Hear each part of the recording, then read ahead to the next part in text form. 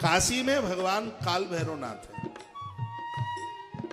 कोई व्यक्ति 1 वर्ष तक काशी में रहे, काल भैरव का वंदन पूजन करके विश्वनाथ पर 1 लोटा जल चढ़ावे, साल भर तक आपको भैरवनाथ का दर्शन करने पर, महादेव पर जल चढ़ाने से, विश्वनाथ पर जल चढ़ाने से जितना पुण्य मिलेगा, धोखे से भी शंकर की पिंडी के ऊपर आप 1 बेलपत्र चढ़ा दें, काशी में 1 वर्ष रहने पर जो पुण्य है वह आपको 1 क्षण में प्राप्त हो जाता है। ये बेलपत्र की महिमा है, इसलिए हम 365 दिन बेलपत्र महादेव को चढ़ाते हैं। यहां तक कहा है कि कोटि कन्या महादानम 1 बिल्व शिवार्पणम, जिसने 1 बेल का पेड़ लगाया है उसको 1 करोड़ बेटियों का विवाह करने का, कन्यादान करने का पुण्य प्राप्त होता है। अपने जीवन काल में हाथों से, अपनी जिंदगी में 1 बेलपत्र अपने हाथों से जरूर लगा के जाना।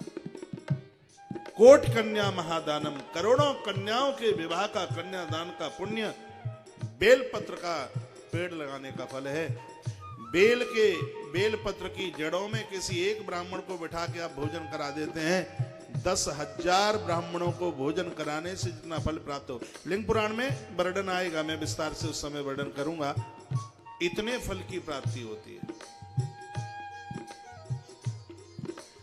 चोटी से लेकर के तलवे तक बच्चे का जितना कद है, जितनी लंबाई है, उतना बड़ा कलावा तोड़ लीजिए और फिर आप उस तने से, बेलपत्र के तने, अपनी भाषा में उसको पींड बोलते हैं, पिंडी बोलते हैं, आप उससे बांध दीजिए।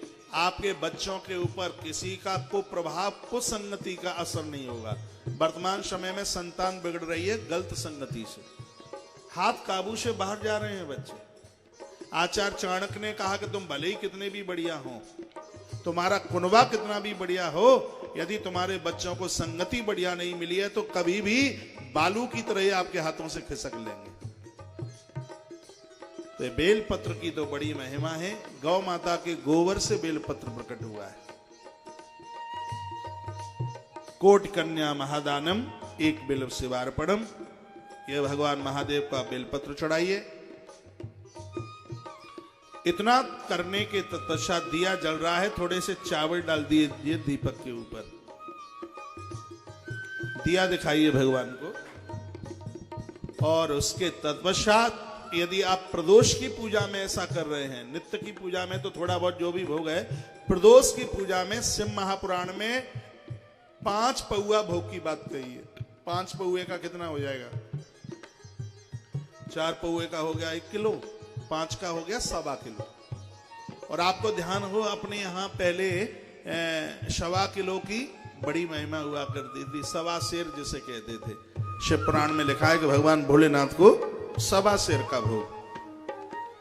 इसमें तो रोट की बात कही है। हनुमान, गणेश और महादेव के लिए रोट में मीठी पूड़ी बनाकर उसका मलीदा टाइप का करके उसमें बतासे फोड़ करके और फिर उसका भोग लगाए, वो 1.25 सेर हो। राजस्थान में उसको चूरमा बोलते हैं, और भी जहां भी कहीं जो बोलते हैं वो आप समझ रहे हैं, इसलिए आप गर्दन जरूर हिला रहे हैं। तो ये भोग लगाने के तत्पश्चात फिर फल का भोग भी आप लगा सकते हैं। याद रखिए, देवताओं को साबुत फल का भोग लगाएं, उसको साफ सुथरा करके जल के छींटे लगा करके। हाँ, ये नहीं कि सीधे खरीद के लाए और सीधे नहीं, उसको साफ सुथरा करके, उसको शुद्ध करके फिर आप भगवान का भोग लगाइए। और ये करने के तत्पश्चात फिर आरती की महिमा है। आरती के बाद वंदन है, प्रणाम है, प्रदक्षिणा है। महादेव की परिक्रमा आदि लगती है, दुर्गा माँ की पूरी लगती है, नारायण की 4 परिक्रमा लगती हैं। हाँ, भगवान नारायण की 4 प्रदक्षिणा लगती हैं, दुर्गा माँ की 1 लगती है और देवताओं की 3 लगती हैं। भगवान महादेव की परिक्रमा अंदर मंदिर से कर रहे हो तो जहां पानी गिरता है उसको जल ले रही, वहां से वापस हो जाइए।